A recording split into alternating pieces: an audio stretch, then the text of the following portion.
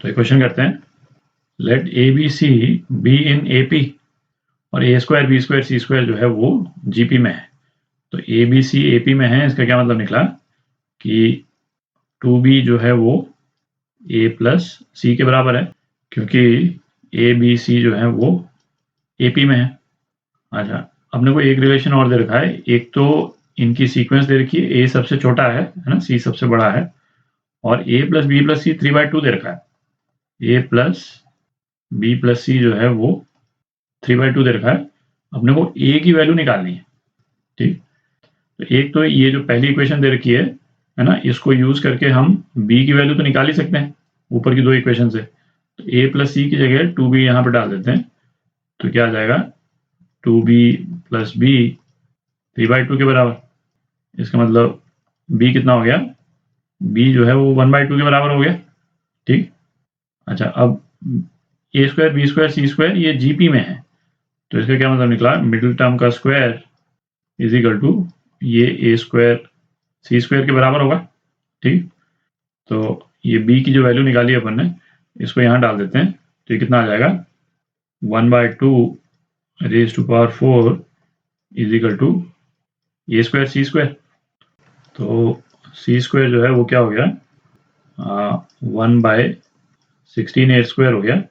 इसका मतलब c जो है वो प्लस माइनस 1/4a है ना। अच्छा, ये दोनों ही वैल्यूज हो सकती हैं c की, प्लस या माइनस, है ना। कौन सी वाली वैल्यू जो है करेक्ट होगी ये अभी अपन देखेंगे। तो पहले c is equal two plus 1/4a लेकर चलते हैं अपन। तो अभी इसमें देखें, है ना, यहाँ b जो है 1/2 आ ही गया है, तो a प्लस सी की क्या वैल्यू है, a प्लस सी की वैल्यू है 1, ठीक। अब c की वैल्यू यहाँ से लेकर के इसमें डाल देते हैं, तो ये क्या आ जाएगा, अभी अपन ले रहे हैं plus 1/4a, plus 1/4a is equal to 1, और इसको रीअरेंज कर देंगे तो क्या आ जाएगा अपने पास 4a square minus 4a plus 1 is equal to 0, और ये आ जाता है आपका 2a minus 1 whole square is equal to 0। तो a की क्या वैल्यू आ जाती है इसमें, a की वैल्यू 1/2 आ जाती है। आप देखिए, अच्छा अब हमको क्या दे रखा है, हमको ये रिलेशन दे रखा है कि a जो है वो छोटा है b से, ठीक है, और b की वैल्यू वैसे भी 1/2 तो आ ही चुकी है। तो इसका मतलब ये वाला ऑप्शन जो है वो करेक्ट नहीं है, ये जो है वो प्लस 1/2 नहीं हो सकता। तो अब यहाँ पे c की वैल्यू माइनस 1/4a है ना, वो अपन यूज करते हैं। तो ये इक्वेशन क्या हो जाएगी, a है ना, ये सेकंड वाला यूज कर रहे हैं, ये तो पहला हो गया, सेकंड ऑप्शन यूज कर रहे हैं, a minus 1/4a is equal to 1। तो इसको रीअरेंज कर देंगे तो क्या आ जाएगा 4a square minus 4a minus 1 is equal to 0, ठीक है। थोड़ी जगह बना लेते हैं, तो इस क्वाड्रेटिक को अपन सॉल्व करेंगे तो क्या आएगा, a is equal to minus B, मतलब 4 plus minus under root B square plus 16 plus 16 upon 2a, मतलब 8।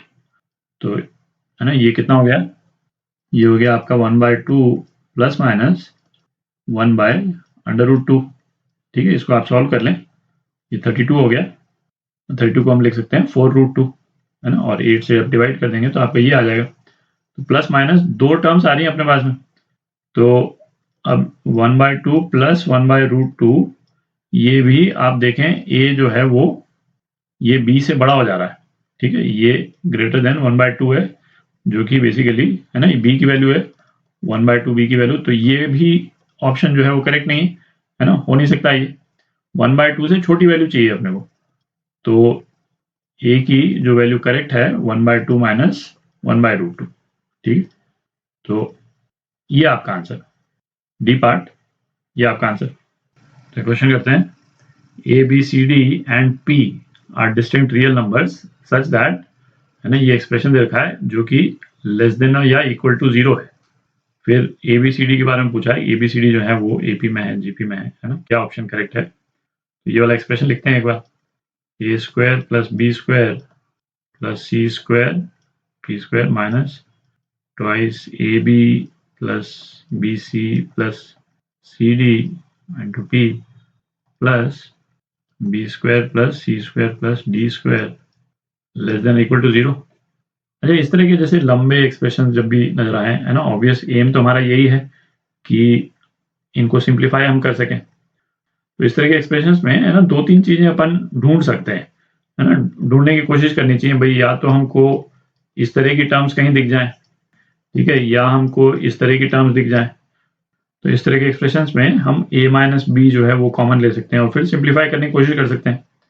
अच्छा, दूसरा ये है कि जैसे इसमें ये माइनस वाली टर्म तो आ नहीं रही, सभी स्क्वायर्स के आगे जो है वो प्लस वाला टर्म है, तो है ना, चांसेस हैं जहां पे, है ना, 2ab वाली टर्म्स आए, 2ab 2pq, है ना, इस टाइप की टर्म्स आए, तो चांसेस हैं कि इसमें, है ना, a plus B whole square या a minus B whole square होने के, है ना, पॉसिबिलिटी बनती है सिंप्लीफाई करने के लिए।